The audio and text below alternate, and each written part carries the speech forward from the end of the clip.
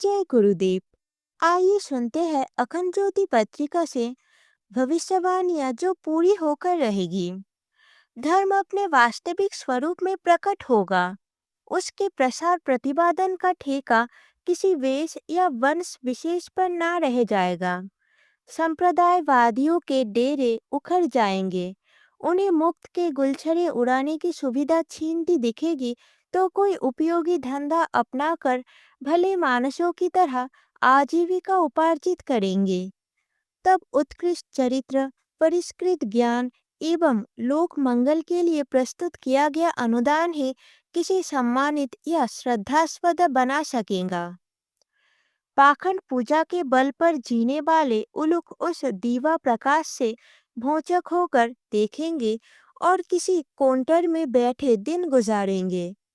अज्ञान अंधकार में जो पांव बाहर रहती थी, उन अतीत की स्मृतियों को वे ललचाई दृष्टि से सोचते चाहते तो रहेंगे, पर फिर समय लौटकर कभी आ न सकेगा। अगले दिनों ज्ञान तंत्र ही धर्म तंत्र होगा। चरित्र निर्माण और लोक मंगल की गतिविधियां धार्मिक कर्म कांडों का स्थान ग्रहण करेगी। तब लोग प्रतिमा पूजक देव मंदिर बनाने की तुलना में पुस्तकालय, विद्यालय जैसे ज्ञान मंदिर बनाने को महत्व देंगे। तीर्थ यात्राओं और ब्रह्म भोजों में लगने वाला धन लोक शिक्षण की भाव भरी सत प्रवृत्तियों के लिए अर्पित किया जाएगा।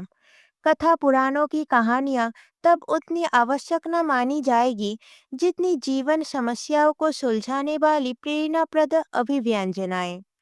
धर्म अपने असली स्वरूप में निखर कर आएगा और उसके ऊपर चढ़ी हुई सरी गली केंचुली उतरकर कूड़े करकट में जा गिरेगी। ज्ञान तंत्र वाणी और लेखनी तक ही सीमित न रहेगा, वरन उसे प्रचारात्मक, रचनात्मक एवं संघर्षात्मक कार्यक्रमों के साथ भौतिक, नैतिक और सामाजिक क्रांति के लिए प्रयुक्त किया जाएगा।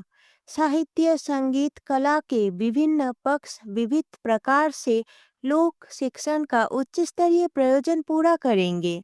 जिनके पास प्रतिभा है, जिनके पास संपदा है, वे उससे स्वयं लाभान्वित होने के स्थान पर समस्त समाज को समुन्नत करने के लिए समर्पित करेंगे। एकता, समता, ममता और सुचिता नव निर्माण के चार भावनात्मक आधार होंगे। एक विश्व, एक राष्ट्र, एक भाषा, एक धर्म, एक आचार, एक संस्कृति के आधार पर समस्त मानव प्राणी एकता के रूप में बंधेंगे। विश्व बंधुत्व की भावना उभरेगी और वसुधैव कुटुंबकम का आदर्श सामने रहेगा। तब देश, धर्म, भाषा, वर्ण आदि के नाम पर मनुष्य मनुष्य के बीच दीवारें खड़ी न की जा सकेंगी। अपने वर्ग के लिए नहीं, समस्त विश्व के हित साधन की दृष्टि से ही समस्याओं पर विचार किया जाएगा। जाति या लिंग के कारण किसी को ऊंचा या किसी को नीचा ना ठहरा सकेंगे। छूत अछूत का प्रश्न ना रहेगा।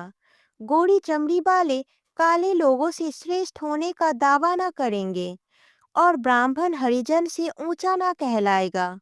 गुण, कर्म, स्वभाव, सेवा एवं बलिदान ही किसी के सम्मानित होने का आधार बनेंगे, जाति या वंश नहीं।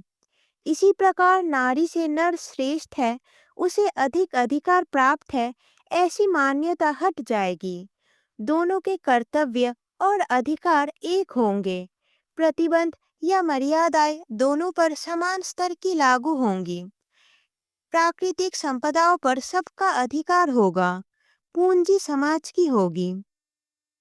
व्यक्ति अपनी आवश्यकतानुसार उसमें से प्राप्त करेंगे और सामर्थ्यानुसार काम करेंगे।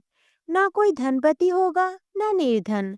मृतक उत्तराधिकार में केवल परिवार के असमर्थ सदस्य ही गुजारा प्राप्त कर सकेंगे। हट्टे कट्टे और कमाऊ बेटे बाप के उपार्जन के दावेदार न बन सकेंगे। वह बचत राष्ट्र की संपदा होगी।